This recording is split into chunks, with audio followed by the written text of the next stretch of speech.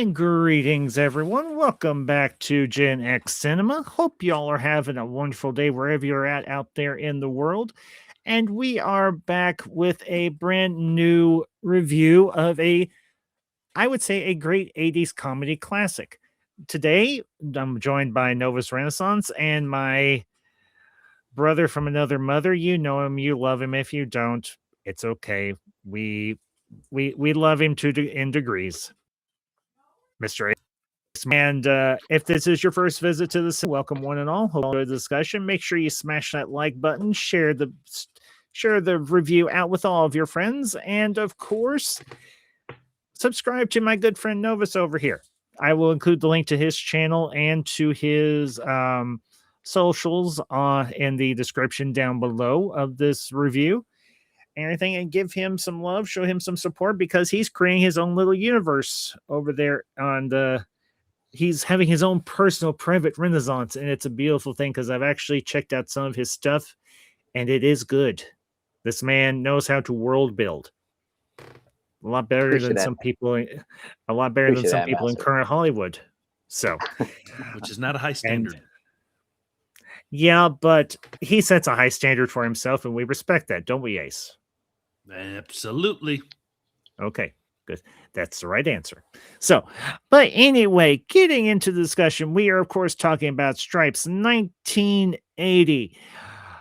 This was to say this was a movie that was kind of out there for its time. The United States was just maybe 5 years removed from the end of the Vietnam War. We were the public was kind of anti-war, but this movie doesn't praise the military. It doesn't necessarily mock it either, but it does show it the proper respect, but also doesn't mind taking a few swings at the military, which I don't think those that have served would say is not unwarranted. Because let's be honest here. Any man who demands that you call him Sergeant Major and makes you do push-ups in the rain and the mud, how seriously can you really take him? Even if he is a big toe, or in this case, a big asshole. So, anyway, Novus, Ace, let's get into it. Stripes. I open the floor. Where do y'all want to begin? Ace, go ahead and lead off, and then I'll follow up with my commentary to kick us off. Well, prior to the viewing of this movie, I had actually not seen it before, and other than a couple clips on YouTube, and it was definitely a Bill Murray movie I would rewatch over and over again. And Harold Ramis, I only saw in front of the camera, mostly with Ghostbusters, and he's known more so from behind the camera. But yeah, him and Bill Murray have a good dynamic, and I wonder if maybe the movie was, because I didn't do research for the record, I wonder if this movie was kind of a throwback to maybe some of those Evan Costello military comedies from back in the golden age, like Buck Privates and whatnot. That's at least what I think, but with a more, at the time, modern edge about it. Yeah, because more swearing, a little more nudity, and I just got to say one thing. You've never seen Stripes before whenever you watch this? I know, I'm a sad sack of a human being. Like I said, clips online. Because I came from a house where, as a kid, my parents wouldn't let me watch R-rated movies until I got old enough. Because my parents tried to be responsible. Horrible, I know. My parents are responsible, but my parents, my mother, let me watch Stripes. I think the whole thing was Bush and boobs. Watch the TV edited version. They cut those parts out. Well, part of the military regulations. I ain't seen no TV edits before. I have. Not on any channels we had at the time when I was a kid. Oh, good grief. Yes, I know. You've never seen Stripes before this review. So I technically popped your Stripes cherry. And you didn't even bring lube. The nerve of you. You don't need it. You're a big boy. You can handle it. He at least was nice enough to wine and dine me first. I can say that much. No, I didn't. I told you to watch the damn movie and shut up. Then who the hell was that guy? It wasn't me. That's the setting for Hangover 4 right there. Not that that series of movies needs any more sequels. I mean, how much longer can you run the same joke into the ground? Okay, y'all got drunk and did something stupid. Does it really warrant 3 movies? It's as many days as the year with that same monologue. Just change location. Maybe the facial tattoos, but yeah, related to Stripes. Again, appreciate it, Ambassador. Very nice to be with you, Ace. As Ambassador referenced, Novus Renaissance, we have a supernatural fantasy series centered around our first book that's available on Amazon. Also with information at novusrenaissance.com. Dorvador Volume 1, Creations, Angels, and War, which is the account of the rise and fall of the first creation, the Lightbringer, aka Lucifer, and his great war in heaven. And then that will take us in the setting to eventually make it into the pre-flood world of Noah with defiled offspring, Nephilim, giants, terrorist monsters, and a number of stripes and military ranks as we transition into it. I think Stripes actually is really a fascinating movie. It's fun. It's simple. I think it's fascinating because you're just coming off of Private Benjamin, and you're getting off that era of the 1970s where you have the Vietnam. No problem. You have the 1970s with the rebellious attitude of America. You had the fall of Saigon in 1975. So we talked about the war being over. It's about 6 years after that. And so what you have is you have this film that's trying to not disrespect the military, but trying to like come up with something, I think probably off the success of Private Benjamin with Goldie Hawn, which is really similar to this, although it has a different story arc. And it's 2 guys, ultimately, they're like, what are we doing with our lives? You know, Bill Murray's character has a little bit more in the dumps than his colleague. But they essentially kind of go on a comedic hero's journey, you know, where they start at the beginning at, you know, the village of New York City, and they end kicking commies' butts with their buddies and coming back war heroes. And I will say that there is a parallel, I think, with the Star Wars original film, but I'm not going to reveal it at this time. So overall, I think that it's a fun movie. And I think it demonstrates the comedic gold of Bill Murray. It set up his solidification to do Ghostbusters because of the success of the film. I think it was $10 million to make and 80 to 90 million in revenues. And some of these other people like John Candy, they got their careers because of this movie. So in a nutshell, Stripes set the tone kind of for that comedy of the 80s. In a lot of ways, you're right, Novus. Because if you think about the leading names in this movie, obviously Bill Murray, Harold Ramis to a degree, but Bill Murray had actually done a movie that actually the wonderful Madam Ambassador finally got me to watch not too long ago, and that was a little movie called Meatballs. Because I had heard of the movie, I had never seen it though. And we finally sat down one night and she's like, now, if you don't like this, it's okay. I'm like, honey, just let me watch the movie and let me make up my mind. And of course she did. And well, I will say it. Meatballs was the precursor to Ernest goes to camp. And also Caddyshack as well, which Harold Ramis also had a small insert as well. I think you're right with that. But what I have watched Stripes for years, and it is honestly one of my all-time favorite comedies. It really is, because it has a up and coming cast, because you have Bill Murray and Harold Ramis, who play so well off of each other. But then you've got Warren Oates, I think is his name, plays Sergeant Hulka.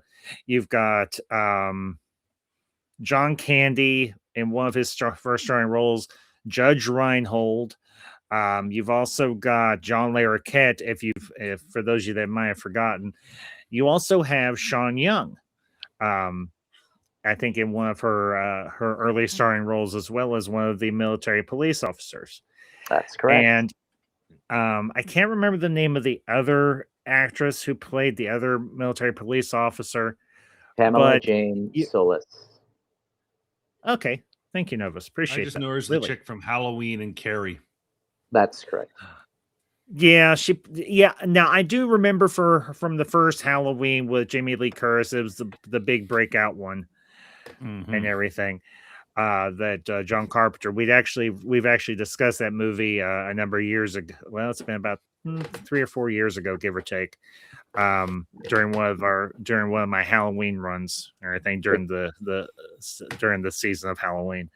She's regarded as the Scream Queen. Most recent films were Devil's Rejects in 2005 and Beg. But ironically enough, she was in Private Benjamin prior to going into Stripes. So it's interesting. Oh, okay. It has been a bit since I've seen Private Benjamin. I do remember it in passing. I don't remember it completely. So, but it wouldn't surprise me that she was in that, just for the simple fact that she seems to fit that particular role, just for the simple fact that she can come off as very straight-laced, but at the same time, and you see this more so, I think, in this performance, she also has a good comedic edge to her and everything. And Sean Young in this movie, her as well. She is a delight and everything. The way that her and Harold Ramis's character, Russell, I'm gonna butcher his name, or I'm gonna missay it. Kurt Russell? No. Russell Kaminsky, I think, is Harold Ramis's character's name. And Sounds John Ringer is of course Bill Murray's name. Russell Zisky. Russell Zisky. Russell Zisky. Okay, yeah. Thank you, Novus. I knew I was going to butcher it one way or another. But the thing you point out, Novus, and I want to kind of pick up on this. This movie is a unconventional hero's journey. It is very much a dual hero's journey, because yes, we were introduced to John Ringer first, Bill Murray's character, but we're also introduced to Russell Zisky. So, and the way these two operate side by side, going through trying to go out. This is roughly in the second act of the movie, and he's like, "Where's the great pay? Where's the adventure?" He's like, "You're not leaving me here." He's like, "Do you want to go in the stockade?" And Bill Murray and John's like, "Yes, I do want to go in the stockade. Let them shoot me. I don't care. I'm not doing this anymore." He's like, and Russell's like, "No, you're going to through this. You're going to boot. You're going to finish basic training. You're going to do whatever Sergeant Holka tells you to do, and you're going to like it." And that moment right there really is a turning point, especially for Bill Murray's character. And it's a turning point for all the other recruits that enter in with John and Russell. One scene that I particularly enjoyed is right after the guys sign up, and we can actually talk. Actually, I want to talk about where they actually go to the recruitment office, and that whole scene. And I see Ace grinning down there in the corner, because this movie goes to places that nowadays would be considered, I guess, to our modern sensibilities, a bit offensive. That's a fact, Jack. And that's what I live for. When the recruiter asks, "Are you two guys gay?"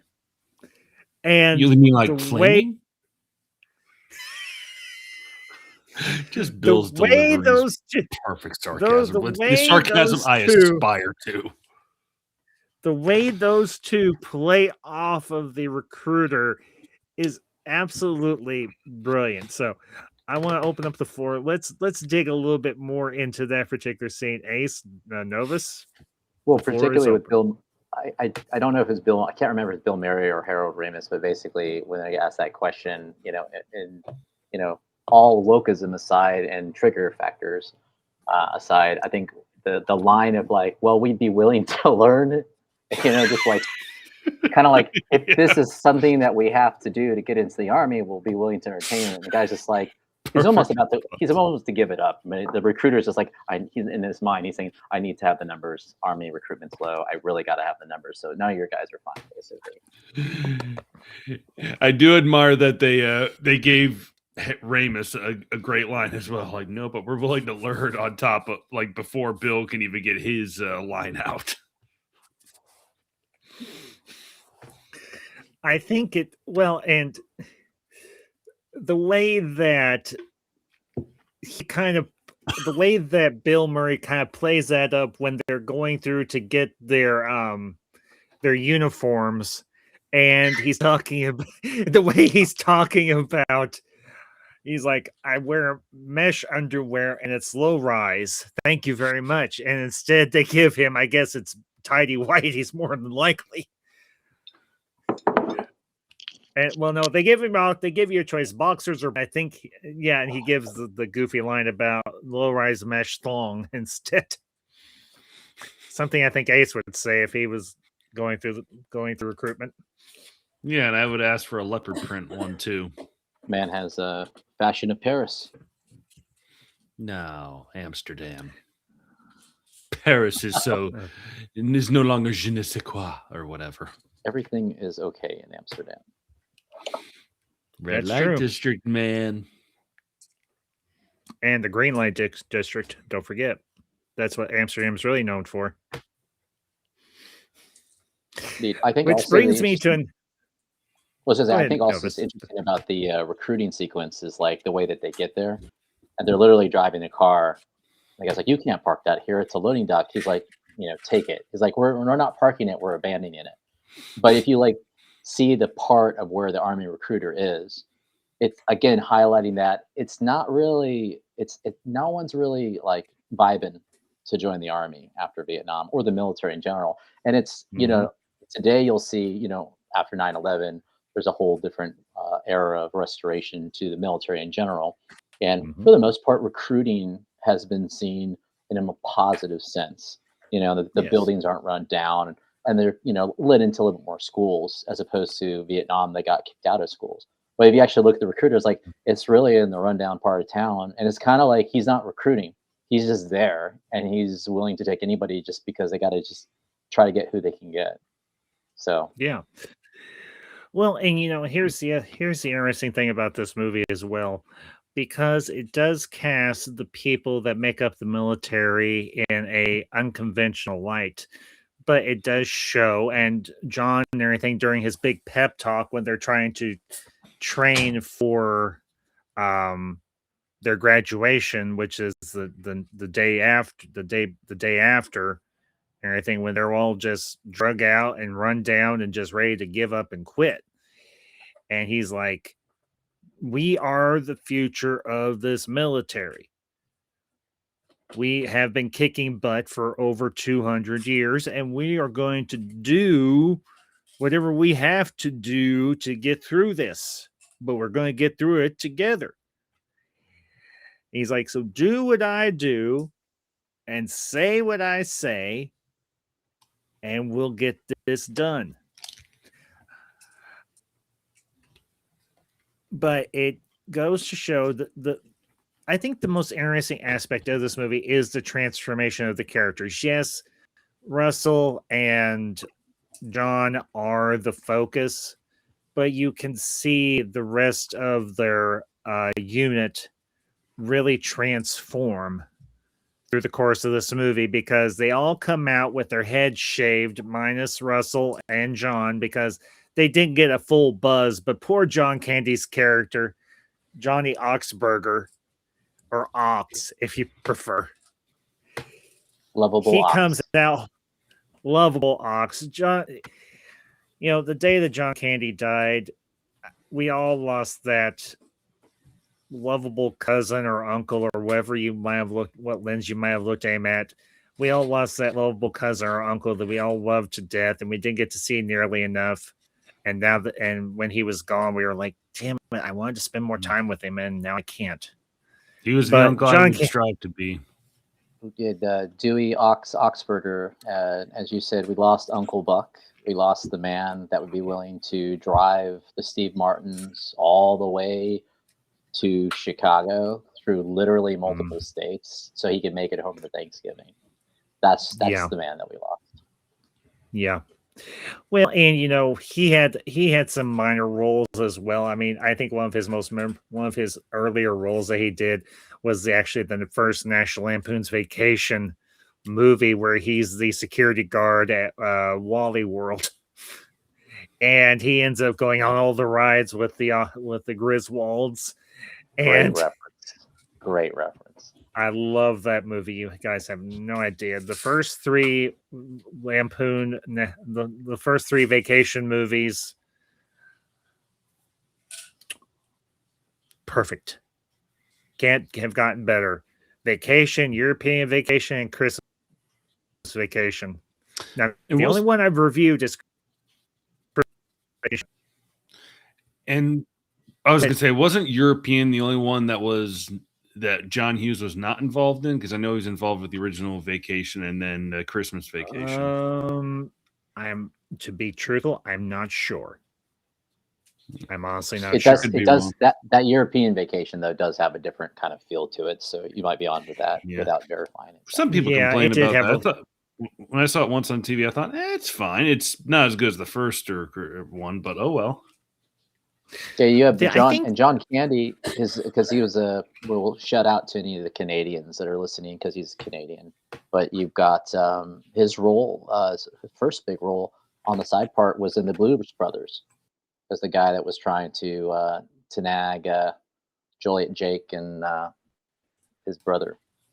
So. Yep, one of the cops. Sorry about that. I was like the ambassador's down. The ambassador's down. I'm back. Sorry about that, guys. I'm back now. Go ahead, Novus. You were talking about John Candy and his. Well, go ahead. Just go ahead. Well, just referencing that he was in Canadian TV, for the 70s. But his first film was the 80s, 1980, The Blues Brother. Was trying to get Juliet Jake and his brother Dan Aykroyd. That's right. I think he plays Jake's parole officer or something to that effect, if I remember correctly. He was a cop trying to arrest them, I think. But maybe he was parole officer. I haven't watched that in months. Yeah. Oh, and that's the thing is that you've got you've got this era of really the 1970s Comedy Central crew and the National Lampoon circuit. And this is like they're all in the clubs, they're driving it, and it just surges into the films. And some of these films like the Blues Brothers and the National Lampoon's Vacation and Spaceballs, they start to break people out. But like a lot of these stars get their start in Stripes. Like John Candy's role in Stripes breaks him out, along with some of these others. And Stripes actually eventually gives the confidence for the studios to then confirm a movie that we'll all love with these two dynamic duo characters, the Ghostbusters, because it did so well. Yeah. Well, and here's the thing. This is honestly, it is a under the radar type of movie, is what us in the Gen X circle, and even after that would be called a cult classic, because yes, it did well at the box office, but it wasn't super duper big and popular and everything. But it did well enough that studios perked their ears up and are going, okay, we can do comedies like this that are somewhat unconventional. So let's see what we can pull out, and let's see who's working on what and what we can get pulled together to do movies like this. And Ghostbusters would come out 4 years later, because if I remember correctly, Ghostbusters came out in 1984. unless I'm mistaken. I don't think I am. And of course, You are. Ghostbusters. You are correct. You are correct. Ghostbusters did gangbusters at the box office. Now, the second one didn't do quite as well, but it still had a lasting impact, and so on. And of course, the franchise kind of died down and everything after so long. I mean, because Bill Murray What's went it on better to than do all his the own. remakes? Well, the 2016 one, most definitely, yeah, that one was a disaster. Now, I will say, Ghostbusters Afterlife, that is one movie that I had seen in theaters, and that one legit, and I talked about this during our discussion on it back a few years ago.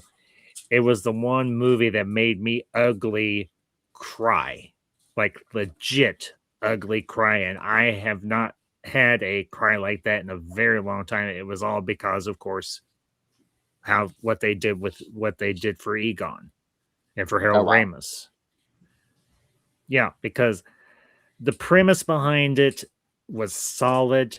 How they back to the first movie also solid.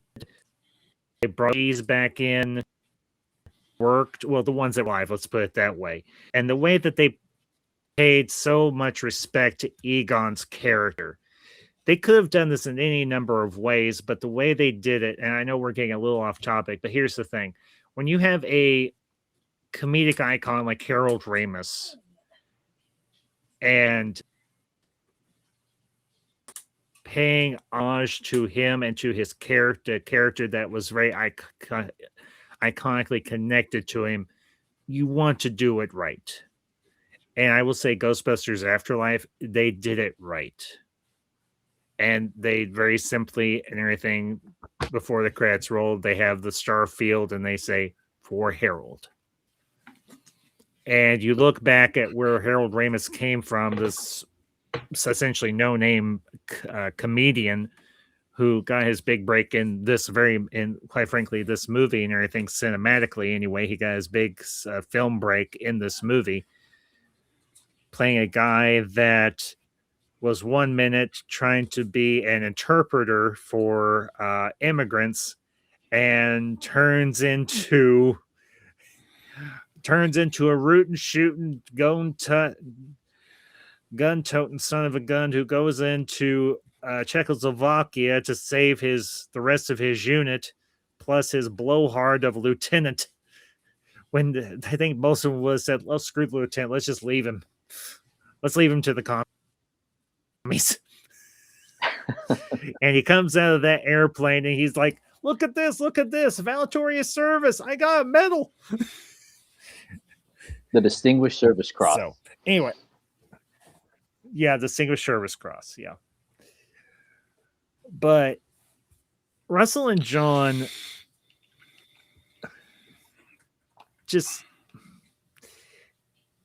they're the linchpin to this movie. If you can't buy these two going into the military and the military changing them, but also them changing the military to a degree,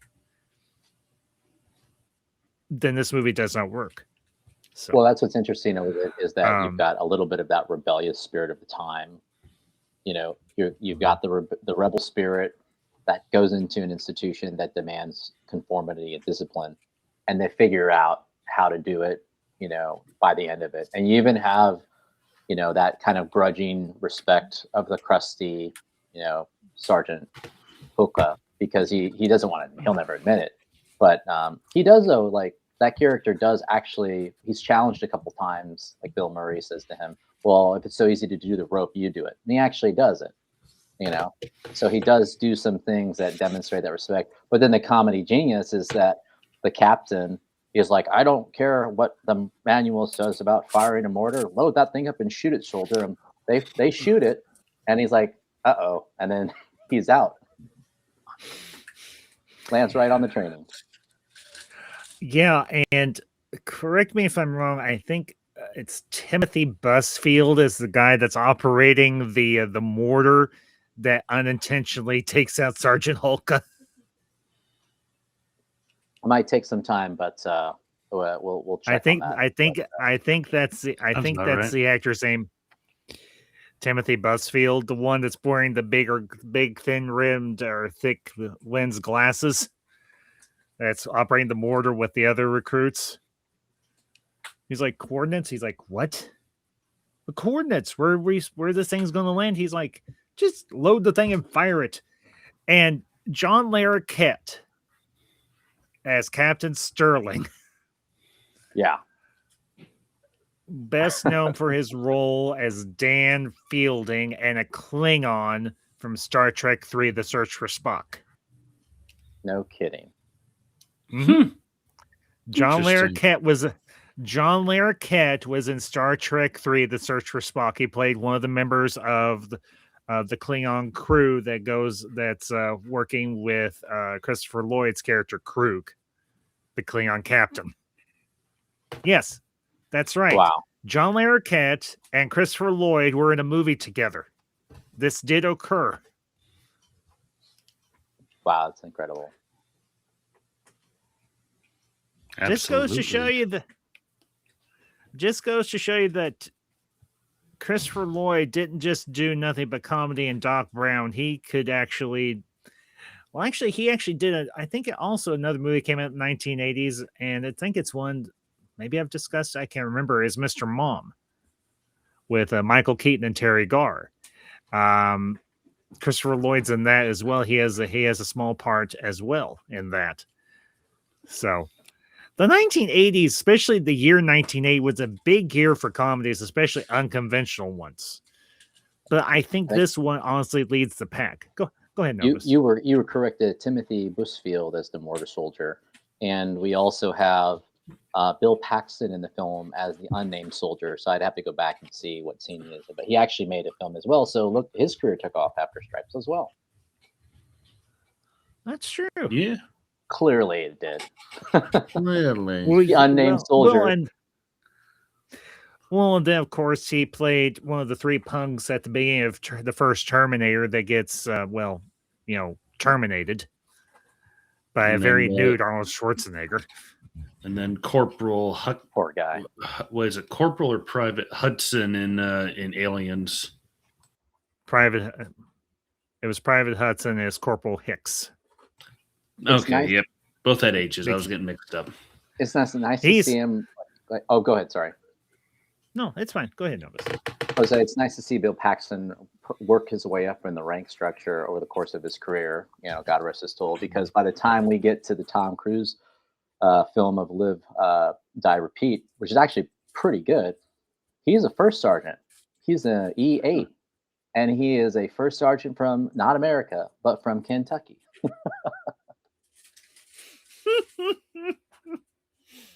Where the better half of my family is from.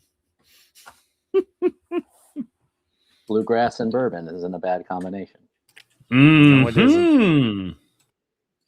Oh, you said bourbon. Damn it, Novus. Now you've got Ace's attention. Hey, I resemble that. Yes, you do. So, Ace, you've been kind of quiet for a few minutes. Well, I didn't really have much to add other than what he was saying. So, et cetera, so on and so forth, blah, blah, blah. Beautiful plumage.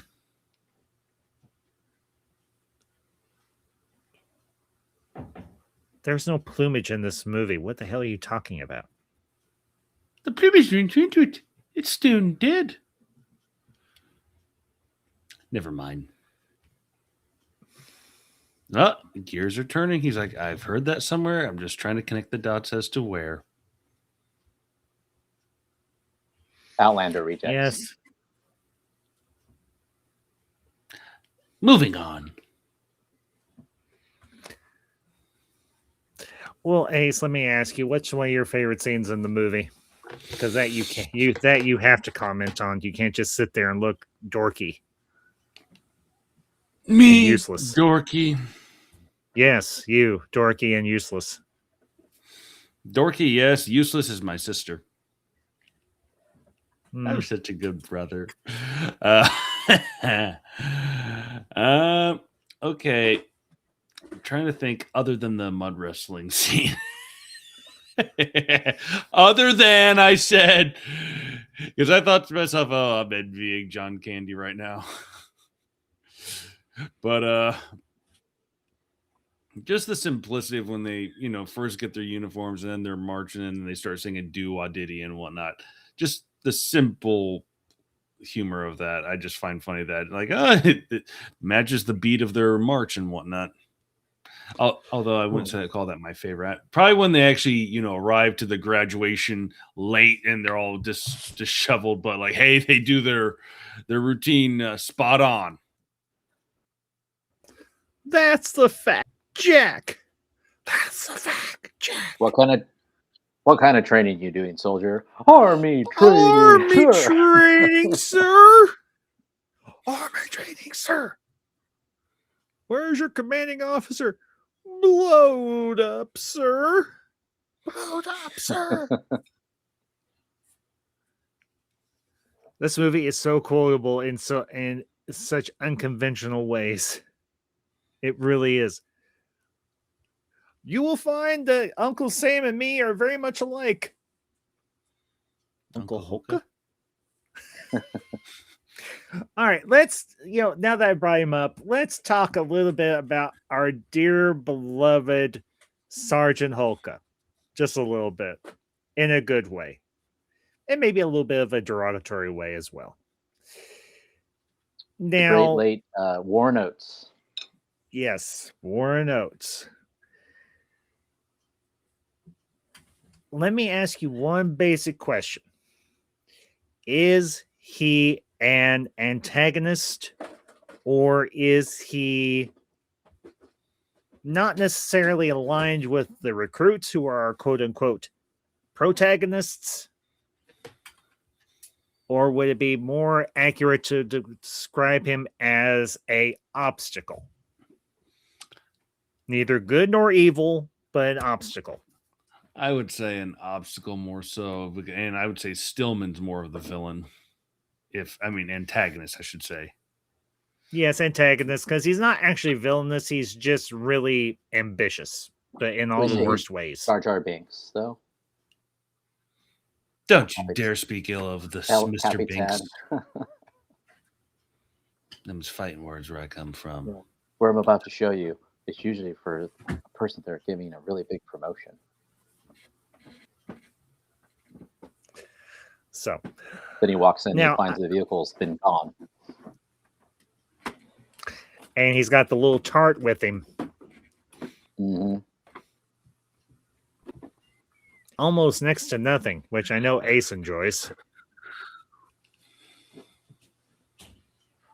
If we propose this, we kind of lean down with Sergeant Hopla, is that he's almost sort of a Obi-Wan Kenobi type figure, but like a clone. Like if you take the Clone Wars and you put him there as like he's a tough mentor basically, because he doesn't try to stop the recruits. I mean, he's got his beef with Bill Murray, but Bill Murray's got some agitation, which again reflects the time. He kind of has to like, hey, I need to see you in my office, and they head to the toilets. He's like, all right, what's your beef? Blah, blah, blah, blah. But in the end, he never opposes them. I mean, he doesn't let them get too wild. So he's kind of like the begrudging uncle, like if Obi-Wan Kenobi was maybe in the Republic military, as opposed. He's the Red Foreman. Yeah, exactly. Good reference, Ace. Good job. You get a gold star. I would honestly, I would kind of put him in the category, as you mentioned, Novus, as more of a battle-hardened, not antagonistic, but he's got his orders. He's been in the military for probably the majority of his life. He's been through who heaven only knows how many cycles of training troops and so on. And he's there to do his job. He's there to turn these guys into actual soldiers. And as he says to John, Bill Murray's character, I'm here to train you to be a soldier, a honorable, decent American soldier representing these United States, which you are a part of. You are now a part of the military legacy, whether you like it or not. Now, he doesn't use those exact words because Bill Murray does make a point. He's like, honor and duty and all these things mean so much to a man who scrubs trash cans. He has a point. Marching in line means so much to a guy who gets nothing but grief from you, Hulka. Now, the one mistake that John makes is he takes the bait. He tries to take a swing at Hulka. Now, this guy has been in the military all his life, and yeah, he might have a few years on him, but that doesn't mean his reflexes are any less slower. The mistake that John makes is he takes that swing. I think he would have been better off if he hadn't. Because one, he wouldn't have gotten punched in the gut, and two, I think he would have probably earned some respect from Hulka because he would have shown some restraint. But unfortunately, this is a... Do you think that that's like the moment where he might, I guess, grow up a bit in the film, though? Because it seems like he kind of changes after that when he realizes, like, I just got my butt handed to me. Well, not entirely. Correct me if I'm... Still does stuff. Well, correct me if I'm wrong, but that's that scene before that's the scene before the part where he tries to go AWOL when he's walking through the rows and rows of tanks and gets caught by Russell. And he's like, nope, I'm not doing this no more. He's like, I got punched by the sergeant. He's like, I'm done. Yeah, you're right. But here's the thing.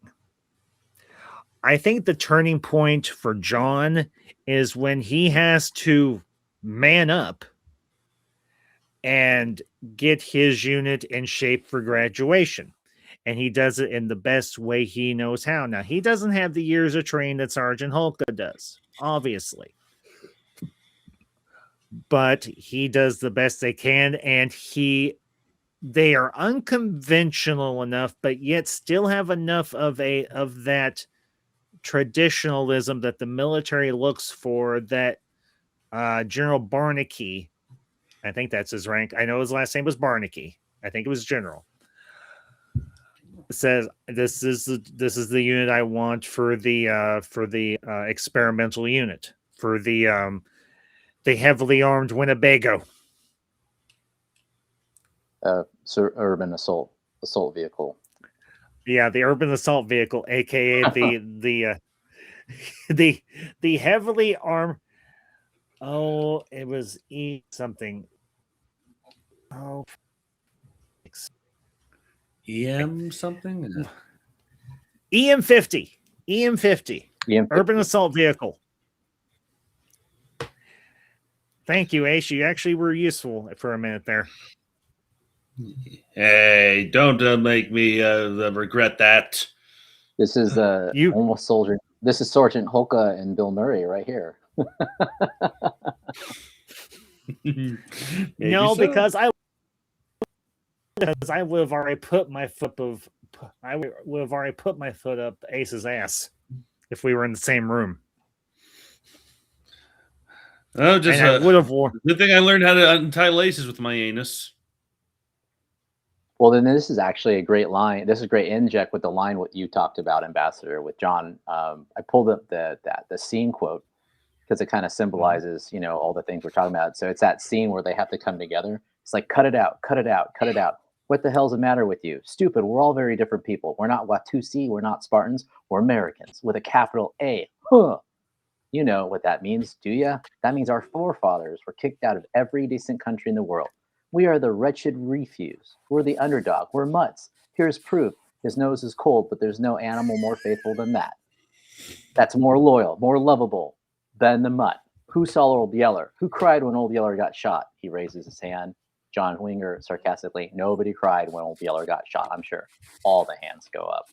John Winger, I cried my eyes out. So we're all dog faces. We're all very, very different. But there's one thing we have in common. We're all stupid enough to enlist in the army. We're mutants. There's something wrong with us. Something very, very wrong with us. Something seriously wrong with us. We're soldiers, but we're American soldiers. We've been kicking ass for 200 years.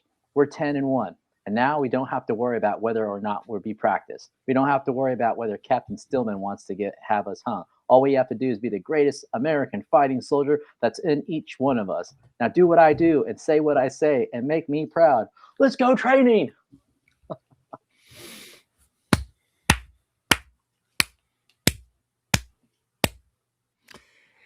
That was brilliantly delivered, Novus. Well done. It's nice to have somebody that knows a monologue as well as I do. Because Ace sure as heck doesn't. Not this time. Well, and that's Well, interesting that you mentioned that too, because a lot of this movie it's not like monologue per se, but a lot of this movie is Bill Murray carrying a lot of dialogue.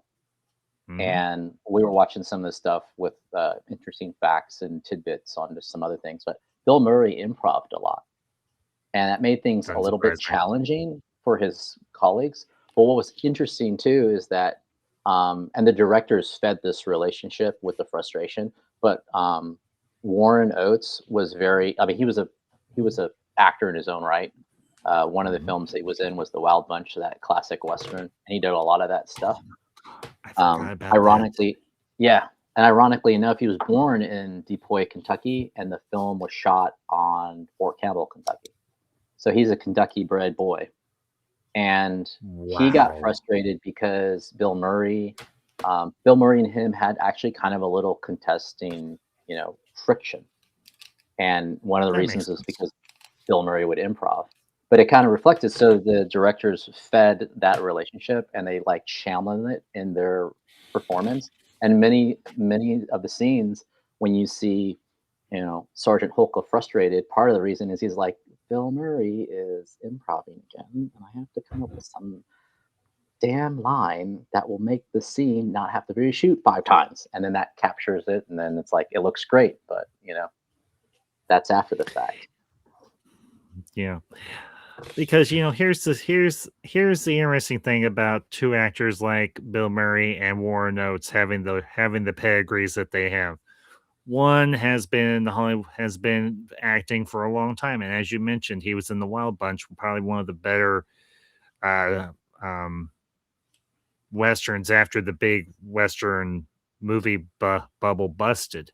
But that movie has become very iconic.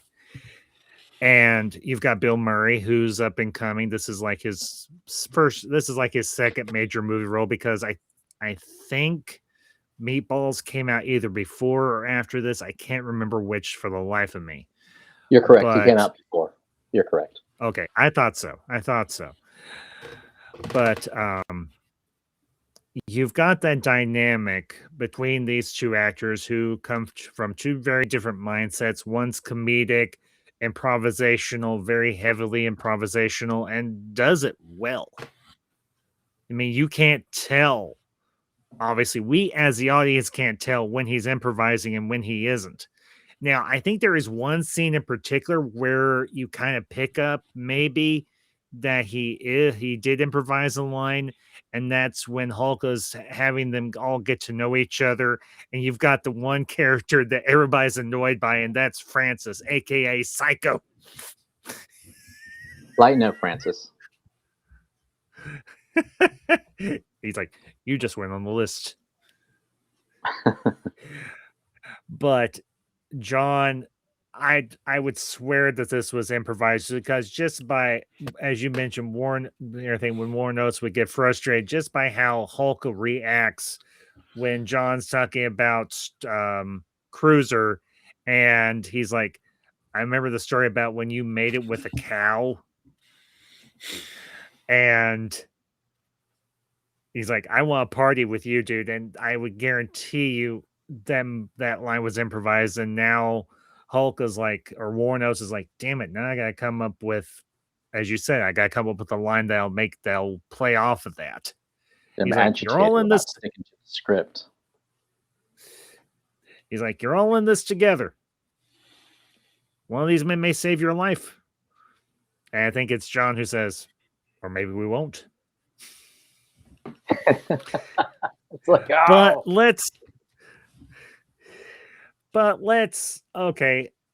let's talk about one scene that I know Ace has a lot to say about, and that's of course the famous mud wrestling scene where the Oh, and boys go. John Candy becomes a lean, mean fight machine. Yeah. So where the boys go to the not so nudie bar, but it's like a military type of bar slash club. And well, things get a little raucous, but I do want to comment on one thing, and that's the appearance. And I hope I get this actor's name correctly because he's the MC during the whole mud wrestling contest. Dave Thomas, but not the Dave Thomas from Wendy's, the other Dave Thomas who was an actor and who was in he was in that one Canadian comedy group, but I can't for the life of me remember the name of it. And it's driving me nuts. Or maybe he was in Second City, the Second City group. Dave Thomas is MC. Okay, Another I thought so. Canadian actor. Yeah.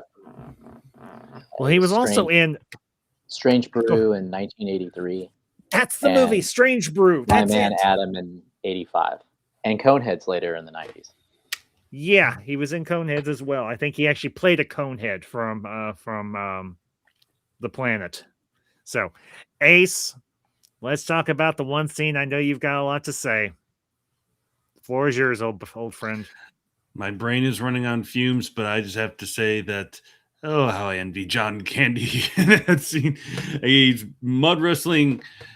Well, first it looks like 3 chicks, and then it turns into 4, and then in the end, it gets to 5. It's just like, oh, you Meg, you lucky dog, and whatnot. And then manages to take the tops off of a couple towards the end. I know I'm being a typical pig of a man and whatnot, but hey, I've been single for 16 years. Oh God.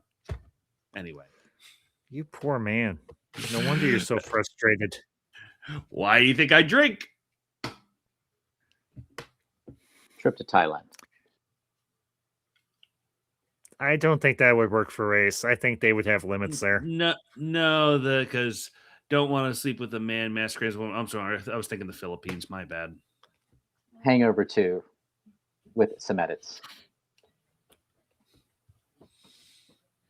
I honestly never saw Hangover 2. I heard so many horrible things. Ambassador X, I think he's disappointed you now a second time. He hasn't seen Hangover. And he hasn't seen... No, I saw Hangover, just not Hangover 2. Hangover 2.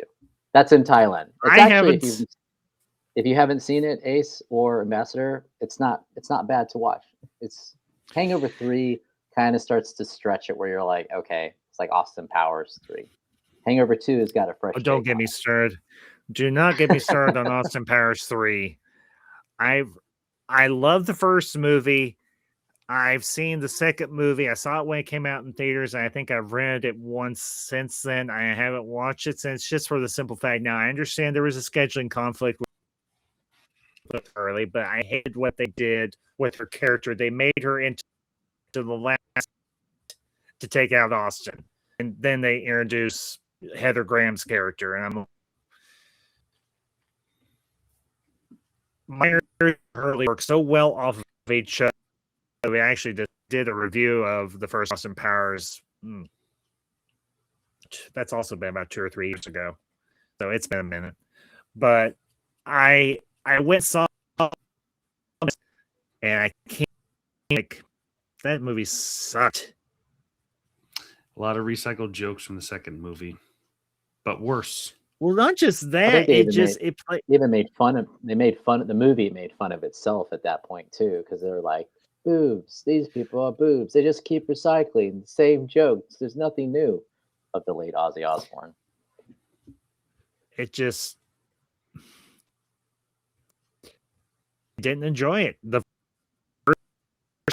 Now, and I will tell you that somewhere down the road, I am going to do reviews of movies that Powers is parodying, and that was, of course, the Our Man Flynn and In Like Flynn with James Coburn, because Mother and Bastard introduced me to those movies, and my gosh, were they good.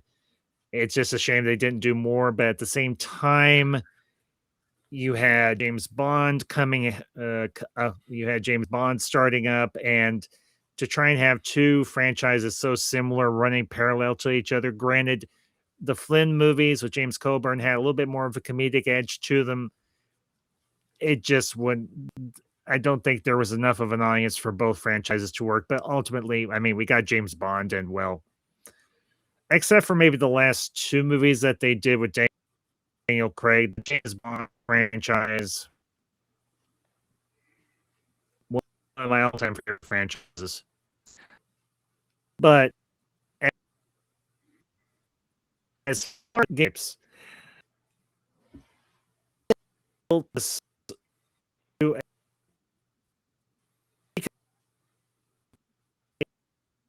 it takes a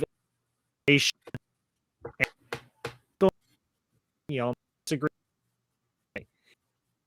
This movie takes a bit of inspiration from the Monty Python,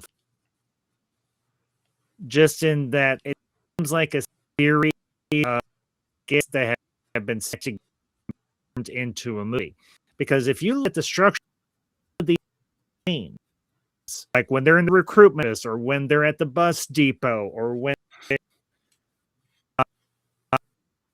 they first get to the military base and so on, this does bear a little bit of structure to Monty Python.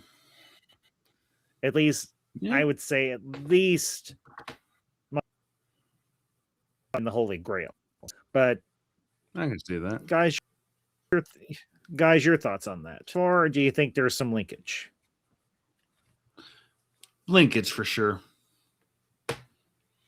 I think also, oh, sorry. Go ahead. I was going to say, rather than being like what the typical boot camp military story, it does kind of like what you said with Monty Python. Like, oh, you think it's going to be this type of thing with a hero's journey, but it's actually a comedic twist on it and whatnot. So I do see the parallels that you're referring to. No, what's your thoughts? Yeah, I think that basically, I believe they shot, part of the reason why there's some linkage too is I think you have Monty Pythons, they're very lineal stories. And so like Monty Python, it's shot in, scene chronological sequence. Stripes, from what I was reviewing, they shot the movie in chronological sequence. So that way they could actually have the characters develop over time, which it's similar to like what Tom Hanks wanted to do because they had, when they were shooting Saving Private Ryan, because Tom Hanks had everybody go through boot camp, and a couple days into it, guys were complaining like, if we can't do the boot camp, and we're going to try to play Normandy Beach, then we're not going to do the film. And what's interesting is the directors were able to use Fort Campbell, Kentucky, as sort of they didn't like have them stay in like barracks conditions, but they had them stay in basically like a barrack. They had them stay in a building together, so it has a barracks type feel, and it has like that. Yeah. We're all in this summer camp together. So I think that there's some linkage there. I don't know if it's like verbatim Monty Python, but as far as like what Monty Python was doing with the quest for the Holy Grail, yeah, I think that you could definitely draw some parallels with it. So in how they play out, because the scenes and everything at least at the beginning of Stripes, because you go from scene and scene and scene and a scene that almost people, comment. Then you, after they group and going third act of the film, just on a bit more traditional movie structure and everything. Not to say this movie, but I think because you're out of way movie together, you have something that's going to think this all gets in conclusion for the audience. Obviously, that's given. It doesn't work any other way, in a better term. 50 that or that plot device that and being medalist, all of that, go after and Russell and bring Stillman takes them into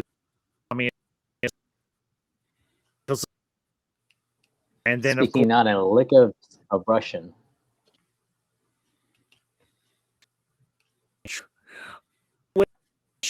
Czechoslovakia Russian troops there, but are these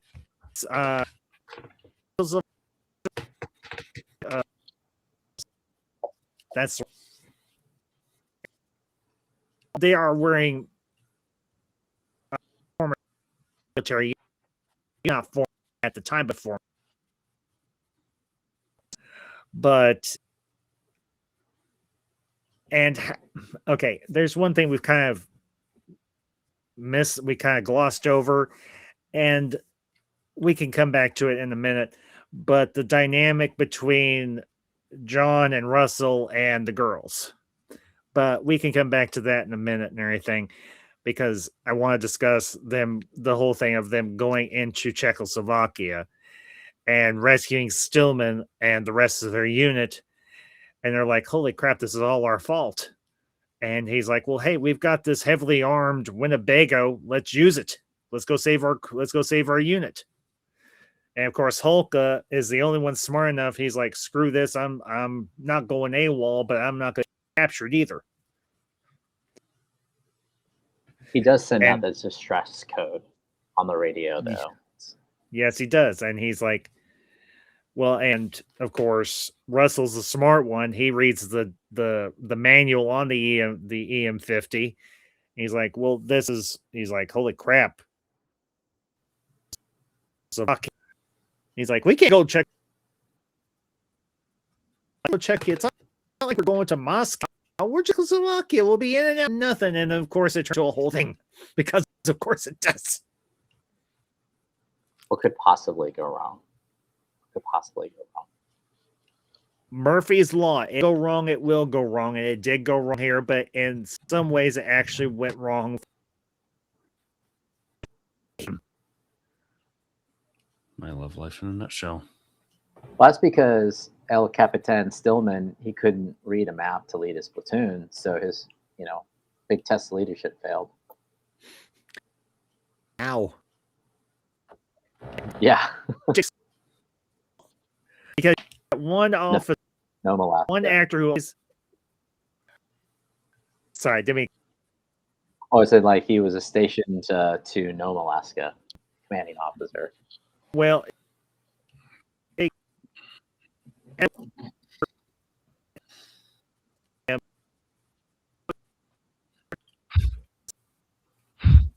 but he does it very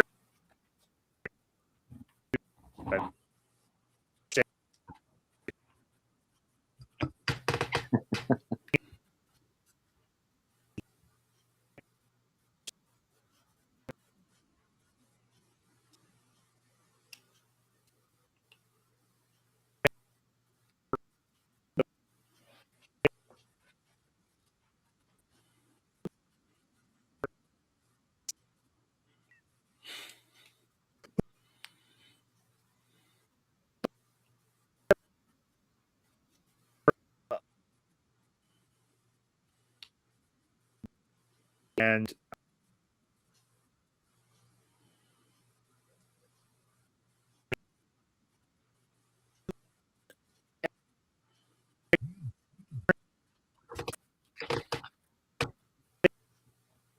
they're so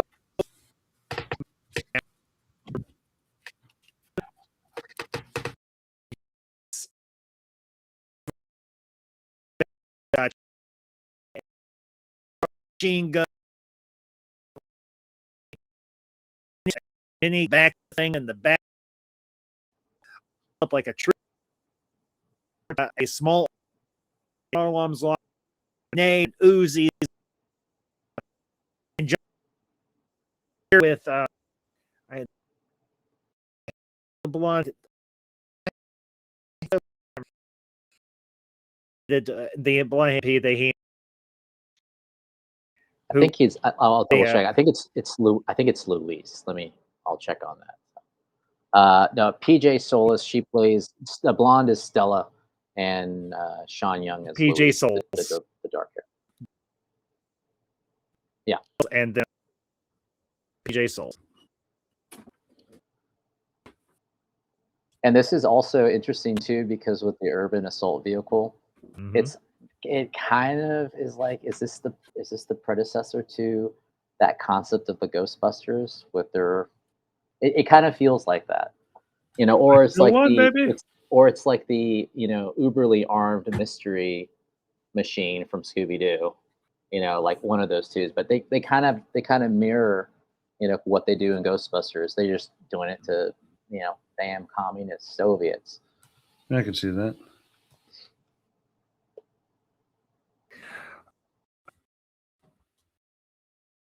They from explosive to bust open door. Candy not almost flattens.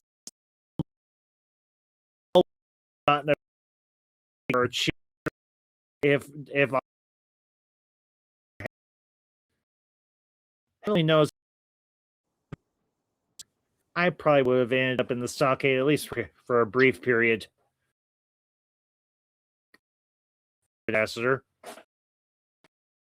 why did you feel?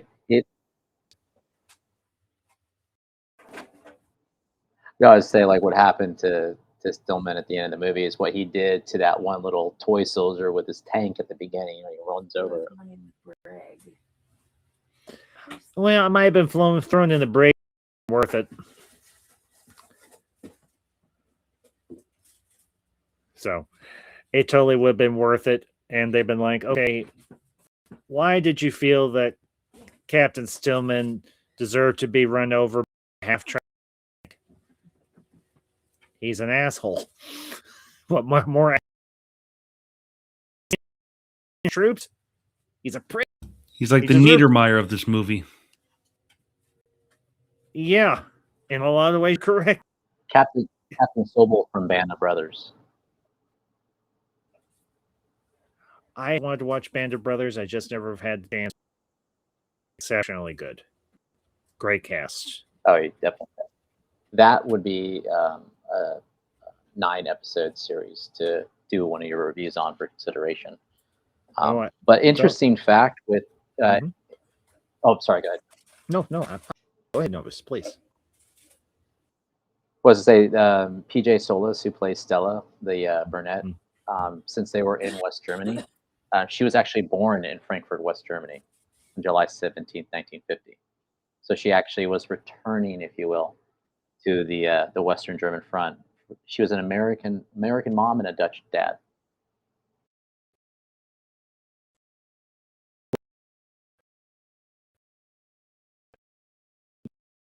A lot of stuff. I mean,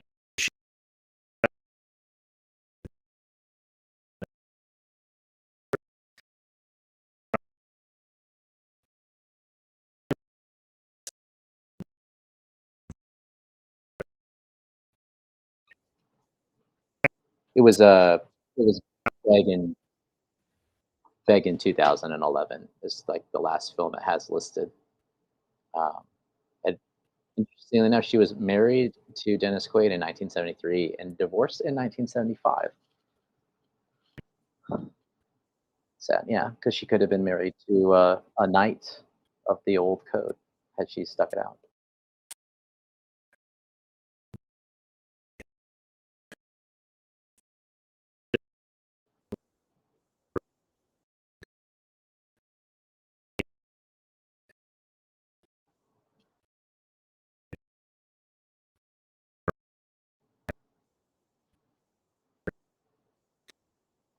Madam Ambassador to the rescue.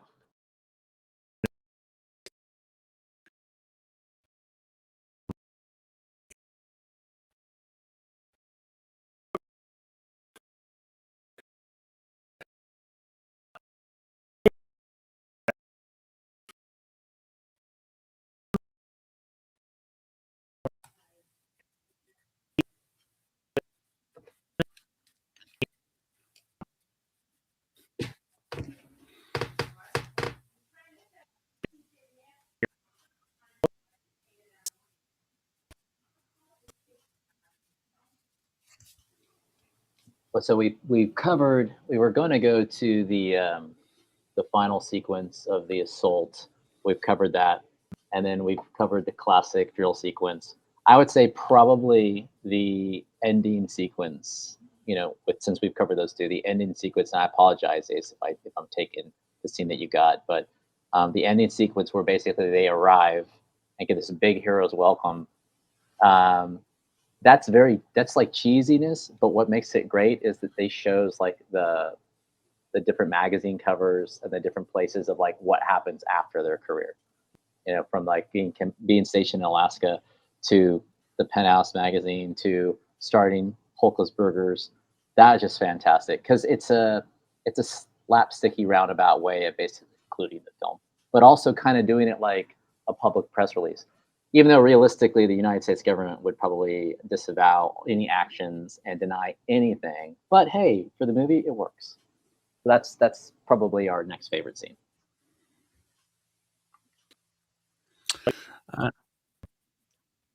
I'll go next since I still have the thought and fresh in my mind.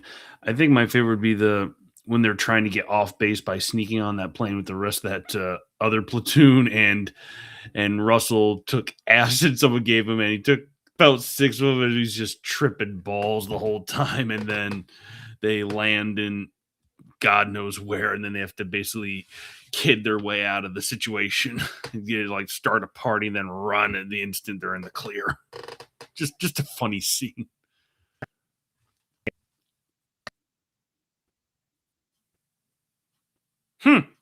Maybe it was basically after Russell was he's like, I can't take it. You got to get me out of here. It was off the version I saw on YouTube, so maybe it is the extended cut.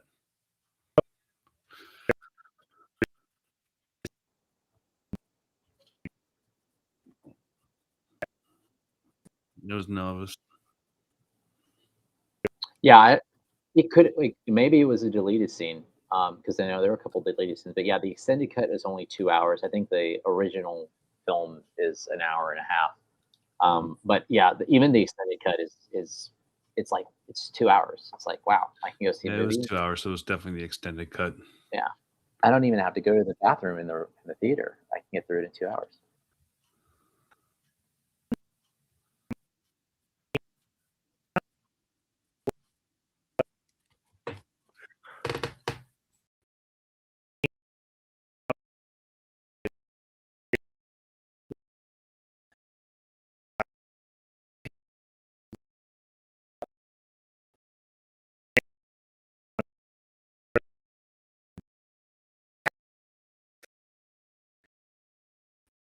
That is a great That's scene. that's classic. That's classic. Mom, I'm home.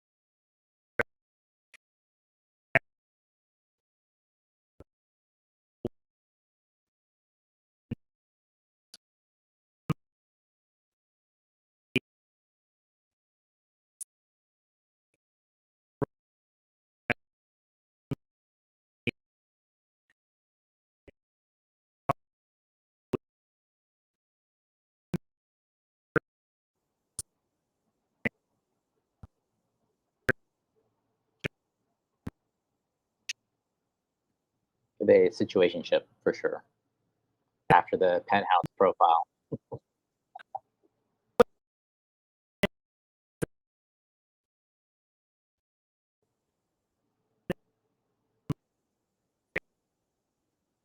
For sure. And that's 1980s Penthouse. So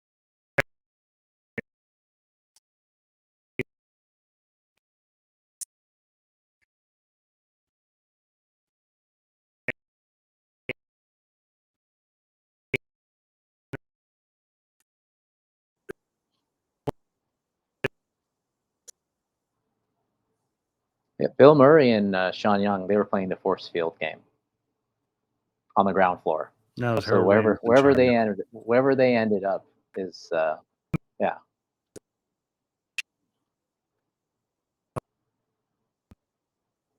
Yes, I'll stand corrected.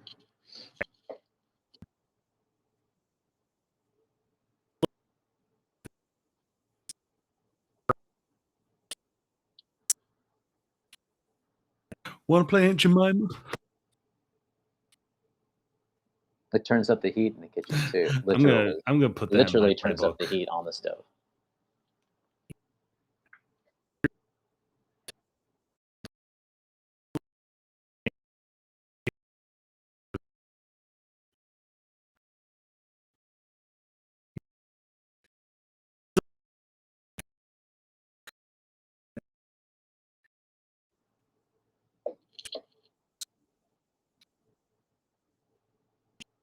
Ironically, she falls prey to Stockholm syndrome in the general's house. Or maybe it's an ice cream headache.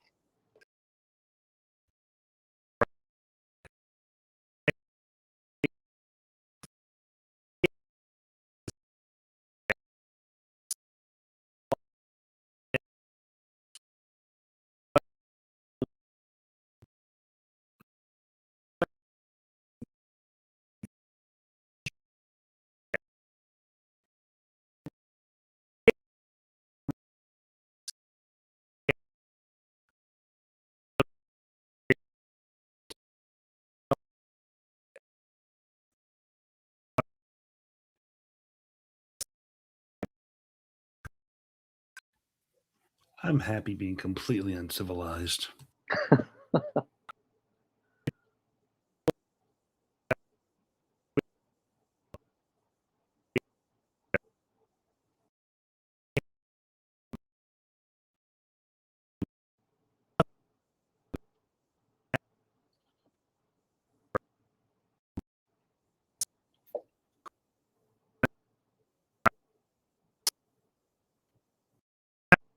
Nice. You go from Conan the Barbarian to King Conan, who has to actually have responsibilities of ruling the nation and wishes to go out for a final adventure, but he can't because he has his duties.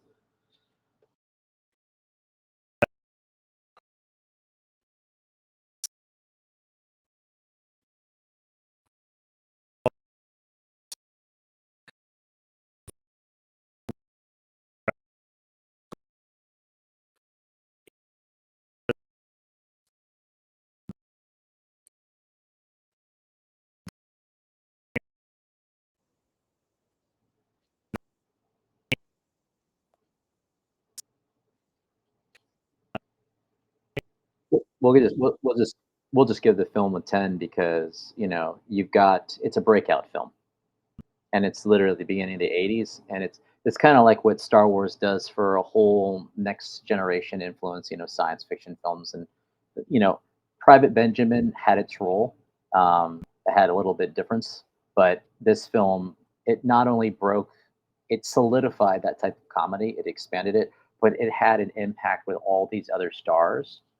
So you have a good simple story, you have it funny, you have, from point A to point B, and you have a cast that allows them to get established in other films, in addition to just having fun with this film, and it leads to a decade renaissance into the 90s. So we'll give it a 10 because of what it did, and and what it achieved at its time, but what it did for the future.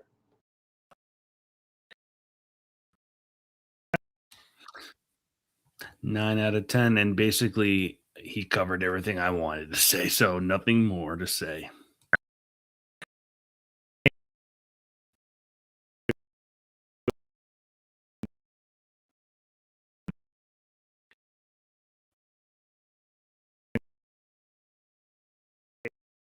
Smart. Those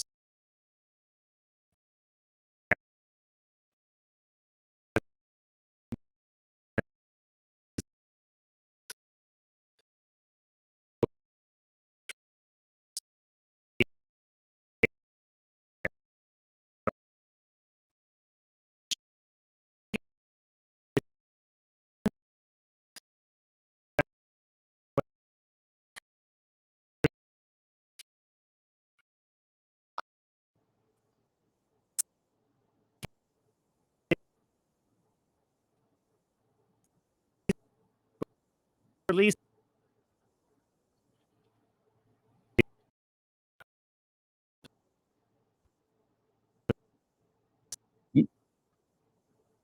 You'd think that more studios or the corporations that own those rights now or those films, you'd think they'd make this as part of like their standard operating procedure. Because not only does it allow them to get, exposure for an old film, get new revenue, maybe launch some merch, maybe launch some toys, maybe limited, but also reduce copyright, and that's something that that can be valuable depending on what you want to do, whether you lock a film up or whether you want to keep it going.